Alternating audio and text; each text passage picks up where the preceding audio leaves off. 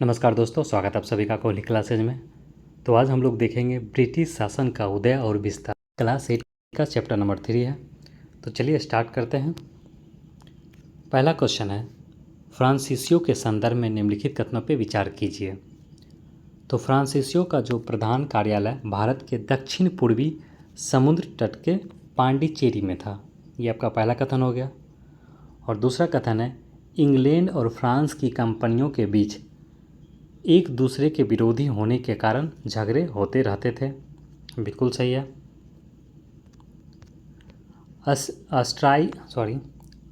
ऑस्ट्रियाई उत्तराधिकारी के युद्ध में फ्रांसीसी अंग्रेज़ों के विरोधी खेमे में थे। तो ऑस्ट्रियाई उत्तराधिकारी के युद्ध में फ्रांसीसी अंग्रेज़ों के विरोधी खेमे में थे। बिल्कुल सही है। तो तीनों कथन इसमें से सही दिया गया। ऑप्शन हो जाएगा, ऑप्शन नंबर डी हो जाएगा। चलिए इसका व्याख्या देख लेते हैं।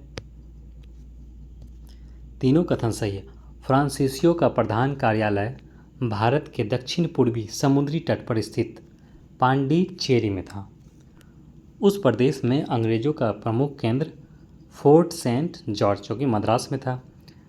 इंग्लैंड और फ्रांस की कंपनियों का यूरोप और भारत के बीच व्यापार पर प्रभुत्व स्थापित हो गया।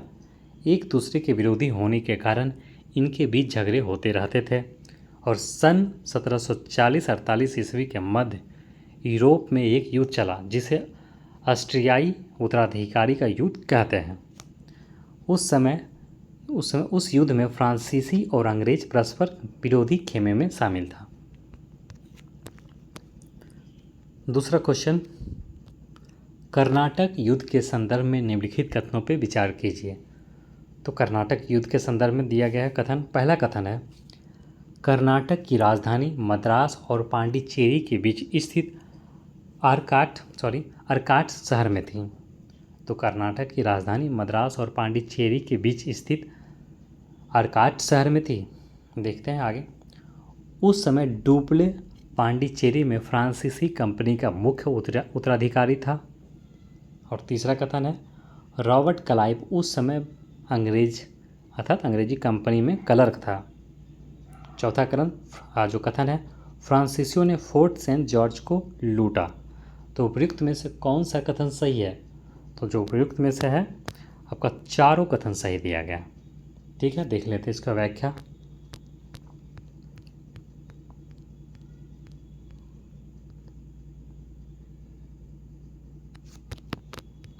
चलिए, चारों कथन सही दिया गया। डी है ऑप्शन। कर्नाटक मुगल साम्राज्य का एक सूबा था मगर लगभग स्वतंत्र हो चुका था। कर्नाटक की राजधानी मद्रास और पांडिचेरी के बीच स्थित अर्काट शहर में थी, अतः पहला कथन सही है। और उस समय डुप्ले पांडिचेरी में फ्रांसीसी कंपनी का मुख्य अधिकारी था एवं रॉबर्ट क्लाइव अंग्रेज कंपनी में, जो ईस्ट इंडिया कंपनी है, उसमें क्या था? क्लर्क था। इंग्लैंड और फ्रांस के बीच यूरोप में युद्ध शुरू होता तो फ्रांसीसियों ने फोर्ट सेंट जॉर्ज को लूट लिया, अर्थात पहला, दूसरा, तीसरा, चारों कथन सही हो जाता है। आगे बढ़ेंगे। क्वेश्चन नंबर 3, निम्नलिखित कथनों पर विचार कीजिए। पहला कथन है, 1748 में यूरोप में शांति समझौता हुआ। दूसरा कथन, अंग्रेज चांद साहब को कर्नाटक का नवाब बनाना चाहते थे। नहीं, ये गलत है। पहला तो सही है आपका, कर्नाटक में फ्रांसीसी कंपनी के स्थान पर अंग्रेज कंपनी का अधिपत्य स्थापित हुआ। और अंग्रेज फ्रांसीसी संघर्ष का अंतिम दौर 1756 ईस्वी में तब चला जब यूरोप में 7 वर्षीय युद्ध हुआ। देखिए, अंग्रेज फ्रांसीसी संघर्ष का अंतिम दौर 1756 ईस्वी में तब चला जब यूरोप में 7 वर्षीय युद्ध शुरू हुआ था। तो उपयुक्त में से कौन सा कथन सही है? इसमें से पूछा गया कौन सा कथन सही है। तो देखिए, इसका जो कथन हो जाएगा पहला, तीसरा और चौथा, ये 3 कथन सही है, जबकि दूसरा कथन गलत है। क्यों गलत है देख लेते हैं। आंसर सी हो जाएगा। पहला कथन सही है, सन 1748 में यूरोप में संपन्न हुए शांति समझौते के बाद फ्रांसीसियों ने अंग्रेजों को मद्रास वापस कर दिया। फ्रांसीसियों के विरुद्ध लड़ाई में कर्नाटक का नवाब मारा गया। उसी दौरान निज़ाम की भी मृत्यु हो गई उत्तराधिकारी को लेकर विवाद पैदा हुए और कर्नाटक के नवाब के पद के लिए दोनों कंपनियों ने अलग अलग उम्मीदवारों को समर्थन दिया। फ्रांसीसियों ने चांद साहब को कर्नाटक का नवाब बना दिया। फिर क्या होता, अंग्रेज़ मोहम्मद अली को नवाब बनाना चाहते थे। इसके लिए अंग्रेज़ सेना का क्लाइव का नेतृत्व में फ्रांसीसियों से युद्ध हुआ और फ्रांसीसी हार गए और निजाम ने मोहम्मद अली को कर्नाटक का नवाब मान लिया। इस तरह कर्नाटक में फ्रांसीसी कंपनी के स्थान पर अंग्रेज कंपनी का आधिपत्य स्थापित हुआ। अतः दूसरा कथन गलत हो जाता जबकि तीसरा सही है। कथन 4 जो है चौथा सही है। सन 1756 में यूरोप में शुरू हुआ 7 वर्षीय युद्ध अंग्रेज फ्रांसीसी संघर्ष का अंतिम दौर था, जिसने भारत में अंग्रेजों का वर्चस्व स्थापित कर दिया। चलिए आगे बढ़ेंगे। क्वेश्चन नंबर 4 है, प्लासी युद्ध के संदर्भ में निम्नलिखित कथनों पर विचार कीजिए। तो प्लासी युद्ध के संदर्भ में हमें देखना है कौन सा कथन, और प्लासी युद्ध कब हुआ था? 1757 में। प्लासी का युद्ध अंग्रेजों और अलवर्दी खां के बीच 1757 में हुआ। आगे देखते हैं। इस युद्ध में जगत सेठ ने मीर जाफर का समर्थन किया और इस लड़ाई के साथ भारत में ब्रिटिश सत्ता की स्थापना की शुरुआत हुई। तो उपयुक्त में से कौन सा कथन सही है? तो देखिए इसमें से जो सही कथन दिया गया वो केवल दूसरा और तीसरा, जबकि पहला कथन गलत है। तो आंसर हो जाएगा बी, केवल दूसरा और तीसरा जो कथन है वो सही है। देख लेते हैं पहला कथन कैसे गलत है। तो देखिए पहला कथन गलत है क्योंकि प्लासी का युद्ध अंग्रेजों और सिराजुद्दौला के बीच हुआ, जबकि वहाँ पे क्या था? अलीवर्दी खां। ठीक है। और ये युद्ध कब हुआ था? 23 जून 1757 को ये युद्ध हुआ था। कौन सा? प्लासी का युद्ध 23 जून 1757। कुछ युद्ध है जिसको आप डेट के साथ ही याद रखें।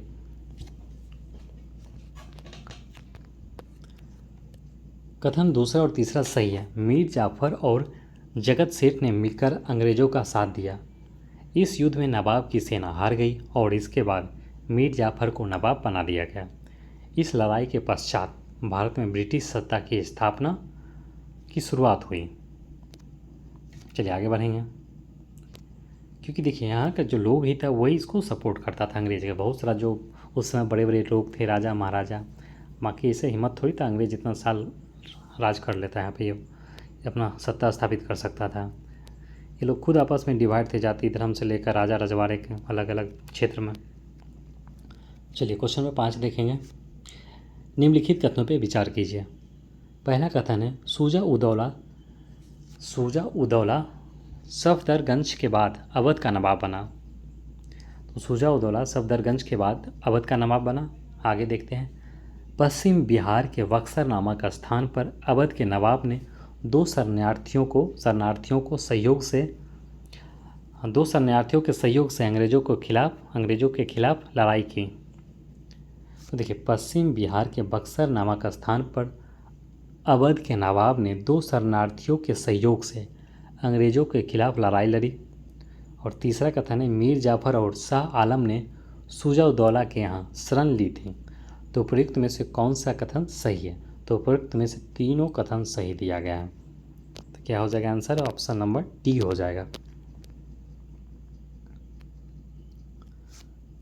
1763 में जो लड़ाई हुई उसमें बंगाल के नवाब मीर कासिम की सेना हार गई और उसने अवध के नवाब सूजा-उद-दौला के यहाँ शरण ली। सूजा-उद-दौला सफदरगंज के बाद अवध का नवाब बना और उस समय शाह आलम ने भी अवध के नवाब के यहाँ शरण ली थी। शाह आलम के पिता आलमगीर द्वितीय की हत्या हो जाने के बाद वजीर ने उसे दिल्ली में घुसने नहीं दिया। इन दोनों शरणार्थियों के सहयोग से सूजा-उद-दौला ने अंग्रेजों के विरुद्ध बक्सर की लड़ाई लड़ी, जिसमें भारतीय सेना की हार हुई। चलिए आगे बढ़ेंगे। तो 1764 बक्सर का जो युद्ध हुआ था, बंगाल पर अंग्रेजों के कब्जे के संदर्भ में निम्नलिखित कथनों पर विचार कीजिए। तो पहला कथन है 1765 में शुजा-उद-दौला और शाह आलम ने इलाहाबाद में क्लाइव के साथ समझौता किया, जिसके अनुसार ईस्ट इंडिया कंपनी को बंगाल, बिहार, उड़ीसा की दीवानी मिल गई। ठीक है, बिल्कुल ये सही है। दूसरा देखेंगे, कंपनी ने मुगल बादशाह को हर साल 26 लाख देना मंजूर किया, जिससे वह जल्द ही मुकर गया। ये भी सही है। प्लासी के युद्ध के बाद बंगाल पर अंग्रेज़ कंपनी की वास्तविक सत्ता कायम हुई और नवाब उसकी कठपुतली बन गया। तो ये भी सही है। तो उपयुक्त में से कौन सा कथन सही है? तो तीनों कथन सही दिया गया, ऑप्शन नंबर डी हो जाएगा। देख लेते व्याख्या। शुजा-उद-दौला और शाह आलम ने इलाहाबाद में क्लाइव के साथ, सेम चीज़ है, वही रिपीट किया गया। चलिए आगे देख लेते हैं। जो कथन में सेम चीज़ को इसमें रिपीट किया गया। क्वेश्चन नंबर 7 देखेंगे। ब्रिटिश प्रभाव के विस्तार 1765 से लेकर 1785 के संदर्भ में निम्नलिखित कथन पर विचार करना है हमें। तो देखिए, आरंभ में अंग्रेजों का प्रभाव 3 स्थलों, कौन कौन सा? तो कलकत्ता, बम्बई और मद्रास के आसपास के समुद्री तटवर्ती क्षेत्रों तक सीमित रहा। स्टार्टिंग में तो यहाँ तक रहा, बिल्कुल सही है। और सन 1765 से 1772 तक बंगाल में दोहरी सरकार रही, क्योंकि वहाँ एक साथ 2 सत्ताएं शासन कर रही थी। अब ये क्या सही है या गलत, देखते हैं आगे। बिल्कुल सही है ये भी। अब तीसरा देख लेते हैं। 1785 ईस्वी में दोहरी सरकार को ख़त्म कर दिया गया और बंगाल पर कंपनी का सीधा शासन लागू हो गया। तो तीसरा कथन गलत है। और क्यों गलत है, देख लेते हैं आगे।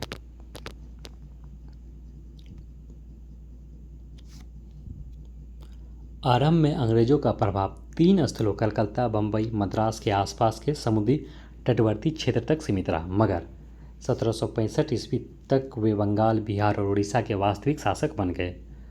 वहीं 1765 से 1772 तक उस समय बंगाल में दोहरी शासन का दौर था और दोहरी सरकार में सेना और राजस्व वसूली अंग्रेजों के हाथों में थी और प्रशासन संभालने का जो काम था वो नवाब के जिम्मे था।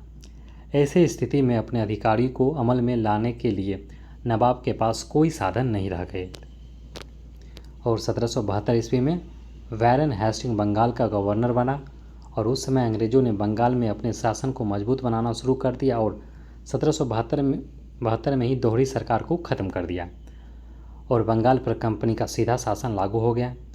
उसी साल से कोलकाता, जो कंपनी का प्रमुख केंद्र था, बंगाल की वास्तविक राजधानी बनी। इसी काल में अंग्रेज़ों ने भारतीय शासकों के झगड़ों में भी उलझाना शुरू कर दिया। अर्थात जो तीसरा कथन है वो गलत है। क्वेश्चन नंबर 8 देखेंगे। कथन और कारण दिया गया। तो देखिए कथन, ब्रिटिश सरकार ने तय किया कि कंपनी को भारतीय शासकों के झगड़ों में हस्तक्षेप नहीं करना है। बिल्कुल सही है, कथन तो सही है। कारण देख लेते हैं। मैसूर के मामले में हस्तक्षेप न करने की नीति नहीं अपनाई गई थी। तो इसमें सही क्या है? तो देखिए ए और आर दोनों सही है, परंतु जो क्या है इसका जो कारण है सही कथन का स्पष्टीकरण नहीं है, अर्थात सही व्याख्या नहीं करता। और क्यों नहीं करता, देख लेते व्याख्या में।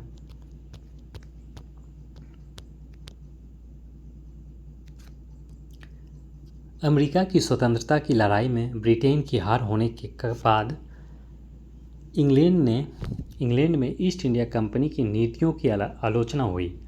फलतः ब्रिटिश सरकार ने तय किया कि कंपनी को भारतीय शासकों के झगड़ों में हस्तक्षेप नहीं करना चाहिए। ब्रिटिश संसद ने एक कानून बनाकर भारत के ब्रिटिश इलाकों के शासन की एक व्यवस्था कर दी और वैरन हेस्टिंग के उत्तराधिकारी कर्नवालिस और जॉन शोर ने भारतीय शासकों के मामलों से अपने को अलग रखने की कोशिश की। इसे हस्तक्षेप न करने की नीति कहते, परंतु मैसूर के मामले में हस्तक्षेप न करने की नीति नहीं अपनाई गई। फलस्वरूप अंग्रेज मैसूर युद्ध हुआ। इस प्रकार अंग्रेज हस्तक्षेप न करने की नीति पर तभी कायम रहे जब उससे उनका हित साधन होता था। जब उनको हित साधना होता था तभी वो हस्तक्षेप नहीं करते थे। क्वेश्चन नंबर 9, निम्नलिखित कथनों पर विचार कीजिए। पहला कथन है, सहायक संधि स्वीकार करने वाले भारतीय शासकों को अपने दरबार में एक अंग्रेज अफसर रखना पड़ता था जिसे रेजिडेंट कहा जाता था। बिल्कुल सही है। सहायक संधि को स्वीकार करने वाला जो पहला शासक था क्या वो अवध था? नहीं, अवध नहीं था। देखते हैं कौन था वो। तो केवल पहला सही है, दूसरा गलत है। सतही तौर पर सहायक संधि की व्यवस्था भारतीय शासक को सुरक्षा प्रदान करती थी, मगर असल में यह उसकी आज़ादी को ख़त्म कर देती थी, क्योंकि इसके अंतर्गत भारतीय शासक को अपने क्षेत्र में ब्रिटिश फौज रखनी पड़ती थी एवं उसका खर्च भी देना पड़ता था।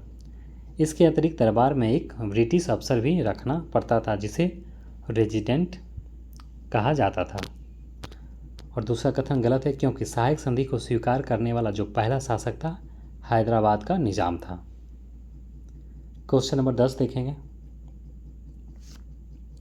19वीं सदी की शुरुआत में ब्रिटिश राज विस्तार के संदर्भ में विचार कीजिए। तो 19वीं सदी की शुरुआत में ब्रिटिश राज विस्तार के संदर्भ में हमें देखना है। तो पहला कथन है, तो देखिए, गवर्नर जनरल मिंटो को उत्तर पश्चिम और दक्षिण पूर्व भारत में ब्रिटिश प्रदेशों की सुरक्षा के उपाय करने के आदेश दिए गए। बिल्कुल सही है। और दूसरा देखेंगे, गवर्नर जनरल मिंटो ने नेपाल से लड़ाई लड़ी। और तीसरा कथन है, तृतीय अंग्रेज मराठा युद्ध हुआ। किस संदर्भ में हमें देखना है? हमें देखना है 19वीं सदी की शुरुआत के संदर्भ में सारा देखना है। तो तृतीय आंग्ल मराठा युद्ध हुआ। और चौथा जो है, अंग्रेज़ों ने असम और अफ़गानिस्तान को भी जीत लिया। तो ये गलत है, चौथा तो गलत है, अफ़गानिस्तान को नहीं जीता था। तो प्रयुक्त में से कौन सा कथन सही है? देख लीजिए, पहला और तीसरा सही है। तो पहला और तीसरा सही है, दूसरा गलत है और चौथा गलत है। क्यों गलत है देख लेते हैं।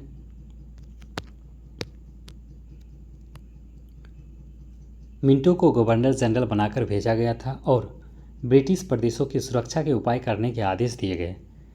इससे भारत में और पड़ोसी देशों में ब्रिटिश सत्ता का और अधिक विस्तार हुआ।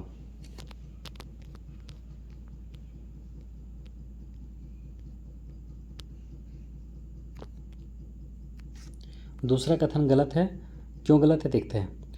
मिंटो के बाद मार्क्विस हेस्टिंग गवर्नर जनरल बना, जिसने नेपाल से लड़ाई लड़ी।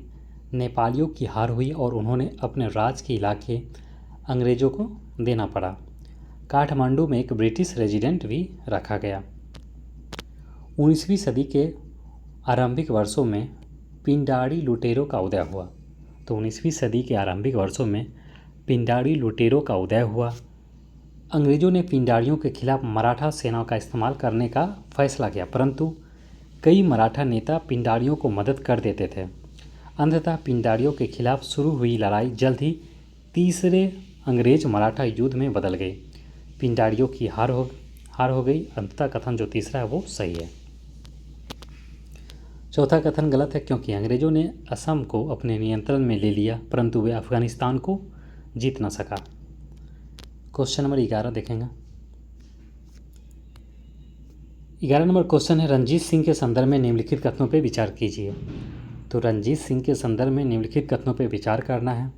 पहला कथन है, रंजीत सिंह के अधीन पंजाब स्वतंत्र राज्य था।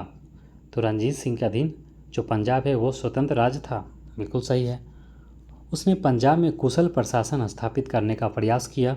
ये भी सही है। अंग्रेज़ों ने 1809 ईस्वी में रंजीत सिंह के साथ एक मैत्री संधि की। तीनों कथन इसमें सही दिया गया। चलिए देख लेते हैं इसकी व्याख्या थोड़ा। रंजीत सिंह ने एक छोटी मिसल में 1792 ईस्वी में अपनी सत्ता स्थापित की थी। तो रंजीत सिंह ने जो सत्ता स्थापित कब की थी? 1792 में। लेकिन जल्द ही उसने सतलज के पश्चिम के इलाकों की मिसलों को संगठित कर अपने राज का विस्तार एक विशाल क्षेत्र में कर लिया। उसने सेना का आधुनिक ढंग से गठन किया एवं पंजाब में कुशल प्रशासन स्थापित करने का प्रयास किया। रंजीत सिंह के शक्तिशाली होने के कारण अंग्रेज भी उसका सम्मान करते थे। इसलिए अंग्रेज़ों ने 1809 ईस्वी में रंजीत सिंह के साथ एक मैत्री संधि को किया, परंतु 1839 ईस्वी में महाराजा की मृत्यु के बाद स्थिति बदल गई। चलिए क्वेश्चन नंबर 12 देखेंगे। तो 12 नंबर क्वेश्चन है,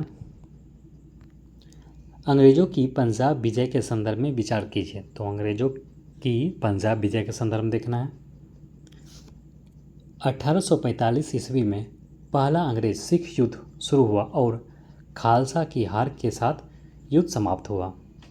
तो 1845 ईस्वी में पहला आंग्ल सिख युद्ध हुआ, जिसमें क्या हुआ, खालसा की हार के बाद ही युद्ध समाप्त हो गया। बिल्कुल सही है। दूसरा कथन है, पंजाब पर जिस समय अंग्रेजों का कब्जा हुआ उस समय डलहौजी गवर्नर जनरल था। बिल्कुल ये भी सही है। और तीसरा कथन है, 1848 ईस्वी में पंजाब में अंग्रेजों के खिलाफ कई विद्रोह हुए और उसके बाद दूसरा जो अंग्रेज सिख युद्ध हुआ। ये भी सही है।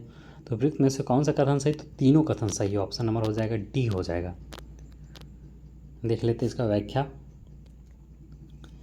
इस युद्ध के पश्चात पंजाब ब्रिटिश संरक्षण में आ गया, परंतु दिलीप सिंह गद्दी पर बना रहा और 1848 ईस्वी में पंजाब में अंग्रेजों के खिलाफ कई विद्रोह हुए और उसके बाद दूसरा अंग्रेज सिख युद्ध हुआ। इस युद्ध में पंजाब की सेना पराजित हुई एवं अंग्रेजों ने पंजाब को अपने राज्य में मिला लिया। उस समय डलहौजी गवर्नर जनरल था, अतः दूसरा कथन और तीसरा कथन सही है। चलिए आगे बढ़ेंगे। क्वेश्चन नंबर 13 देखेंगे। अंग्रेजों ने भारतीय राज्यों को हड़पने के लिए कौन कौन से तरीके अपनाए? तो इनमें से कौन कौन सा तरीका अपनाया गया था अंग्रेजों के द्वारा? तो इनमें से सभी जो तरीका था अपना लिया था। एक तो सीधे कब्जा कर लेना, दूसरा था सहायक संधि थोपना और तीसरा था विलय नीति के बहाने।